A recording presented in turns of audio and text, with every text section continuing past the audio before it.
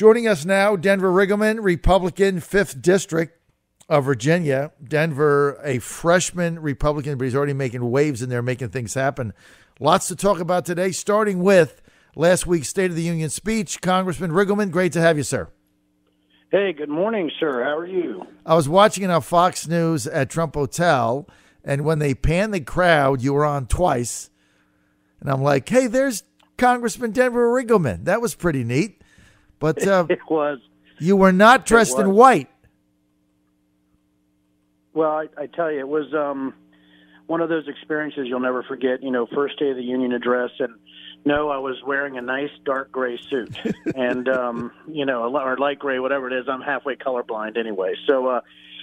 But wearing a nice suit. You know, my wife picked out for me, and I tell you what an honor to be on the floor during the State of the Union. What did you think of it? I mean, it's a week old now, and it's kind of, with everything happening in Virginia, it's got pushback. But what did you think of the president's speech, Denver Riggleman? Well, he certainly put them on tilt with some of the common sense things he was saying, where they, had to stand up and clap, right? Which, just watching these individuals over there trying their best to sit on their hands and to look surly. This is the State of the Union. It was a lot of the freshmen on the left's first State of the Union also. And I remember beforehand them jumping up on chairs and taking selfies and yelling and screaming. I mean, this isn't a frat house, and it's certainly, not a high school prom. And I think that's how they were sort of taking it. For me, being a former military guy, I thought it was a great speech. But I think there's also a level of respect you need to have on the House floor, and I think that's sort of being lost already. And I think it's going to backfire. So, but as far as the speech was concerned, I thought it was great. I did also. Anything specifically the president said that you were really thought was exceptional, something that stuck out in your mind when you got up the next day? I thought he was best when he went off the teleprompter, and was able to sort of capture the crowd and some of the things. Hey, wait till you see what I have to say next. You might as well stay standing. To see the look on their faces, I think was the best thing for me, because they did, right, John? I mean, they did stay standing. And, it really goes to President Trump. I think the speechwriter did a fantastic job. Don't get me wrong, there were some incredible parts of that speech, especially with the honoring of the veterans and those who survived the awful Jewish camps. And in a time when anti-Semitism is so rampant, and to look over there and see those people who have been saying some of these awful things, I thought it was fantastic for them to see the real survivors of those horrible times in World War II and what anti-Semitism looks like. And I think those are some of the things that really affected me. Being, again, a military veteran is just the incredible respect and dignity that President Trump displayed in ensuring that those had gone through such awful times, and all those people up there, were sufficiently, identified and saluted and said, hey, thank you for being here and thank you for making America great. And, those things really stuck with me, John. Did you think it was presidential, Denver? I did. So I thought it was his best State of the Union. I thought some of the things he said in there were fantastic. And there's some things, obviously, all of us have our own opinions on how things should be and how things, should go. But there's one thing you can say about President Trump, and I don't think anybody can take this away from him. He is not afraid to say what he thinks he needs to say. And he did it in a presidential way.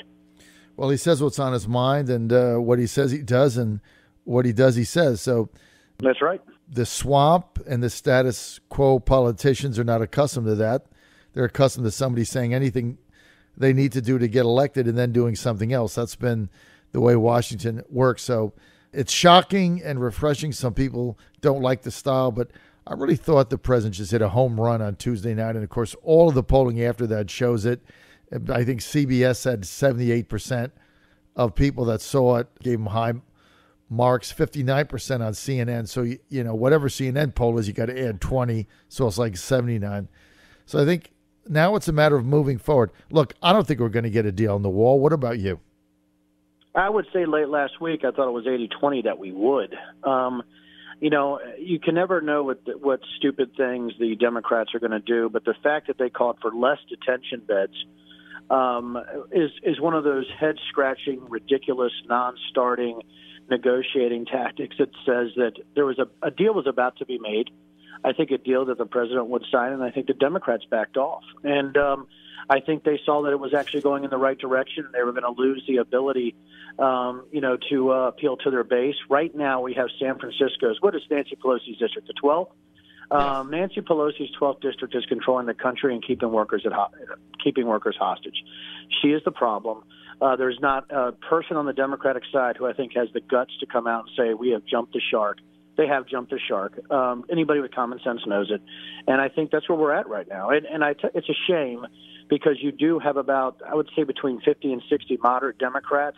As you know, I think they had 9 veterans elected. Yes. Those veterans are not crazy. Right. I've talked to them. They understand what's going on, and they're in a bad spot. Because, when you get to Congress, you find out that, bad things could be done to you if you don't support leadership sometimes. Right. And it's a lot worse on the Democratic side. Yeah, a lot worse than it was ever under Boehner or Paul Ryan, certainly. We're with Denver Riggleman, Republican congressman from the 5th District of Virginia. That's the south side of Virginia area. The Lynchburg area goes all the way down to Danville. It's a very, very large district, landmass, bigger than several states. I think it's bigger than New Jersey or something, but it's a huge... It is. It's bigger than New Jersey and parts of Delaware. It's bigger than Israel. Bigger than Israel. This is not a small district. It's a very big district. It is huge. Huge for Denver Riggleman. All right, Denver, I'm going to go national, and then we got to get your take on Virginia, being that you ran for governor.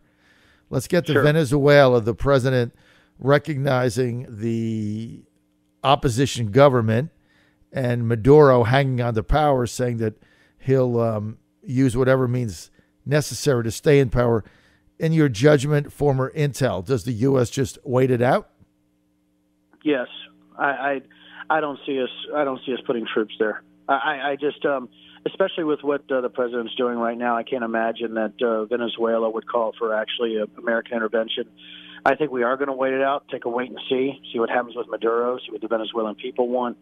I think that's the right thing to do. I don't know what else to say on it, just based on the fact that, yes, there's definitely some resources down there that everybody wants to seem to actually take advantage of, but I think Venezuela needs to take advantage of their own resources and fix their own issues. I just think that's where we're at as Americans with the amount of, we just have people all over the world. As you know, me and you've discussed this many times. At what point do we say, okay, this one right here, we don't need American troops in harm's way? I think we're there. I think Venezuela, I just don't see us doing military intervention there. I agree. Denver Riggleman, you didn't know him very well. Walter Jones, Congressman, 3rd District, a very, very long and dear friend of mine, passed over the weekend. He started out in favor of the intervention in Iraq, then became one of the most vociferous voices in Congress, opposed to it, wanted us to get out of there, and R.I.P. Walter Jones. Did you ever have a chance to meet him at all or speak with him? That's the sad part about this. I didn't. He'd been very sick, but I know those pretty well that do know him, like Mark Meadows, right? And just hearing them talk about him, I mean, the guy, was just incredibly honest. And when he thought he did something wrong, he would make up for it. But there was so much respect, for him in the House. And, we've had, a couple, historic figures die. I mean, Dingell, Representative Dingell died, after serving as the longest, the longest tenured representative in history. Now Walter Jones, it's just very sad to see this. But the people who knew him, and the people I know that did know him, just a huge amount of respect for that individual. And, rest in peace, sir. R.I.P. Walter Jones. Denver Riggleman with us. Denver, let's get to Virginia. Denver, you ran for governor in 2017, got out of the race early, had some fundraising woes and really couldn't keep up with the money that Ed was raising. You turned that into a run for Congress, and you were successful at that. Let's go right down the line. Let's start with Governor Northam. What should he do? Well, I mean, if we want to take politics out of it, after what he did to Gillespie is awful. What the Democratic Party does, which, I think it was Steve Scalise that said that the Democratic Party seems to lie better than we can tell the truth. I think what you see is somebody who changed his story, had a picture where he was blackface in KK robes in 1984, which is not ancient history. And when I first said I want an explanation, and when he came out and said one of them are, they're actually me, it's time to resign. And I think if you take politics out of it, he should have resigned. He can't get his story straight. He had that bizarre news conference that made no sense to anybody with common sense. Any interrogation specialist would have ripped that story apart. It was awful to watch. It was an embarrassment. He should resign. Then you have Herring comes out. Herring comes out and says he should resign, knowing full well that he had also been in blackface. And I think that's what people are tired of, these hypocritical politicians who seem that being in power trumps actually serving the Commonwealth. Mm-hmm. It's all about that. And I think you get to this point that, you know, because I've always been outside politics. I was never a politician, you know that. And I can look at it with the eye of somebody who hasn't had that lineage of politics, and you're appalled that these people are actually getting away with it. I mean, Herring went into hiding. Northam comes out and says he's reading Roots. I mean, come on, don't insult our intelligence. You don't get to come out and say you want healing. Nobody wants healing from you. You're the one who is the stupid one here. I don't need healing. I never was in blackface. I never was in sheets. You did a stupid thing and you were caught. As far as Justin Fairfax, I think that's the worst of the three. But again, you have to, I believe everybody, who says they initially assaulted. I mean, it's one of the most horrific things in the Me Too movement, was much needed. But we have due process in this country. And Fairfax, his alleged assaults are much worse than what Northam or Herring did. But with that much worse criminal activity, you need a higher threshold of proof, and that's why we have due process. My guess is that I'd be interested to see, how, if the Me Too movement's going to be marching on Richmond here soon, based on Fairfax. Let's see if that happens. So I just see three people that are seriously flawed. And I really wish now, looking back, I can promise you this, that wouldn't be happening if I was in the governor's mansion. Denver Riggleman, I agree with your assessment on all three. And let me tell you this. I really thought the statement that Ralph Northam made to the Washington Post in that interview, I guess it was Friday or Saturday, that came out just this weekend, saying that, all Virginians have to look in the mirror, so to speak, I'm paraphrasing, and that, we've got to heal, and he's got to address white privilege.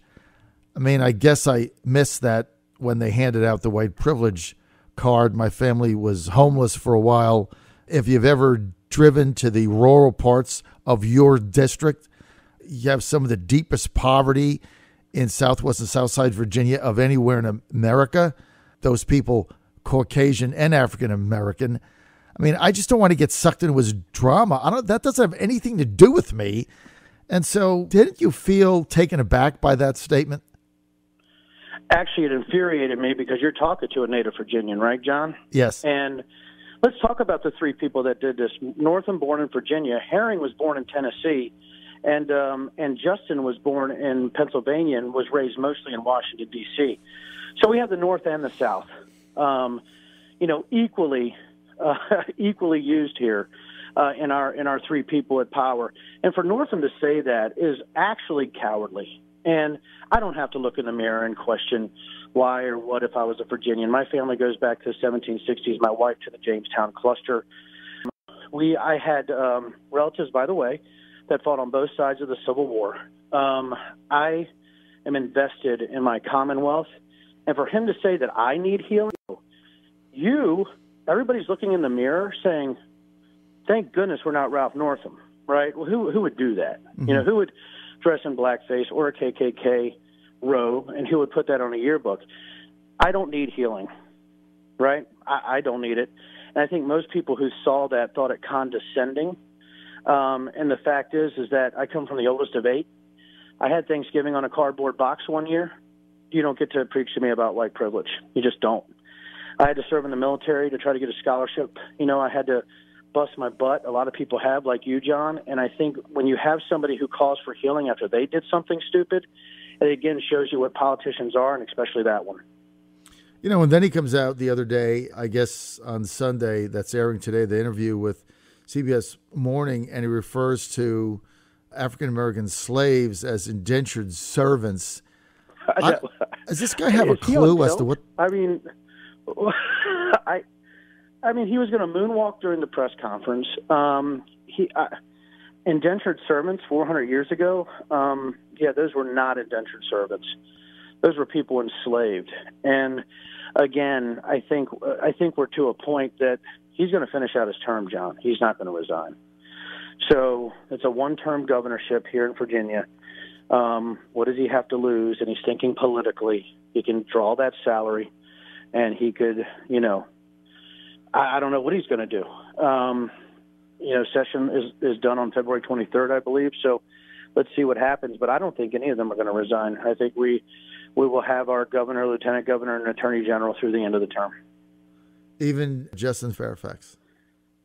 It's going to be a long legal battle. By the way, in North Carolina, I don't know if you know this, John, there's no statute of limitations on the crime that he was alleged to have committed.